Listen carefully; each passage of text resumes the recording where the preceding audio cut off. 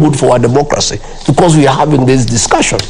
You expect to be biased, to be subjective, but you don't want to be questioned by anybody. Yet, every day you hold us to account. You hold everybody to account. You don't have that reserve. That is only you who can hold others to account. The media too must be held to account. And we'll call you out when you become biased, when you are not objective. We have a right as leaders, as a country, as a people, equally to call you out. Excellency, before we move to the next itemized agenda, which is on governance, one final question on this.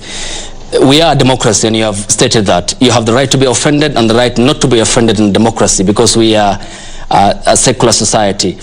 And the media professionals have largely adhered to the code of principle and ethics, which is objectivity and the right to fair coverage for all the parties. You have talked about crushing in terms of political. You have said you will not complain as per the laid out procedure, and that you will complain to the people. The people voted for the constitution, which provides for that avenue.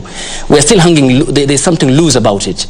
Are you assuring the Kenyan people that the freedom of media in Kenya is here to stay for this administration? The freedom of media is here to stay, but you are saying that you have done objective and fair coverage. That is a lie. During the last election, in Citizen News, they would give Raila Odinga 20 minutes and give President William Ruto 3 minutes. We complained, we stopped complaining because nothing was being done about it. Raila Odinga was being given free live coverage. 5 days before the election, on Saturday, I think the 6th, I approached Inoro station. I said I want to buy live coverage. They charged me 4.6 million.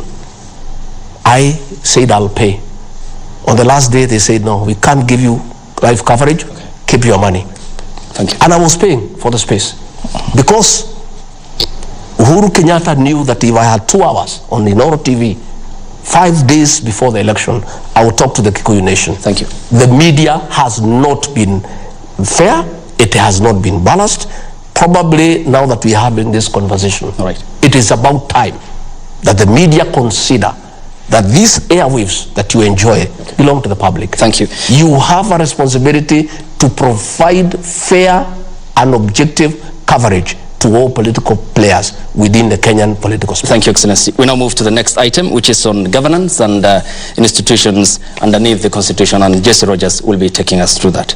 Okay, Your Excellency, perhaps just to begin on matters governance, I'd like to touch on your declaration that government appointments are sort of a pre-serve of those who voted in favor of the Kenya Kwanza government. Just perhaps to put the words into context, quote unquote, this is what you mentioned: the government is a company that has shares, their owners who have majority shares, and those with just a few, while others do not have any.